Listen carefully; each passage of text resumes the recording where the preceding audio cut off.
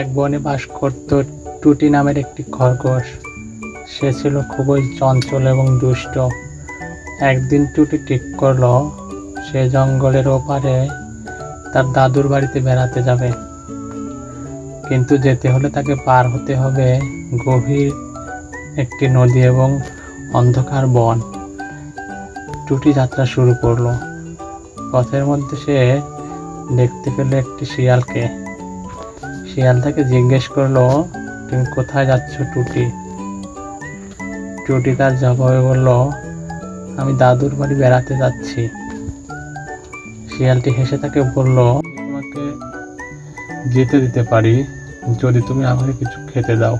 তাহলে টুটির সঙ্গে থাকা ছোট্ট একটি গাজর শিয়ালটিকে দিল এবং টুটি সেখান থেকে দৌড়ে চলে গেল। এরপর টুটি পৌঁছলো এক নদীর ধারে, কিন্তু সে সাঁতার জানে না। তখন এক কচ্ছপ এসে তাকে বলল, আমি তোমাকে পার করে দেব, তুমি যদি আমাকে সাহায্য করো তাহলে। টুটি জিজ্ঞেস করলো, কি সাহায্য? কচ্ছপটি তাকে বলল, তুমি আমার পিঠে ওঠো, কিন্তু তুমি আমাকে পথ দেখিয়ে দিও, আমি তো পথ চিনি না। টুটি কচ্ছপের পিঠে উঠলো এবং নদীটা পার হলো। অবশেষে অনেক পথ পেরিয়ে সে তার দাদুর বাড়িতে পৌঁছলো।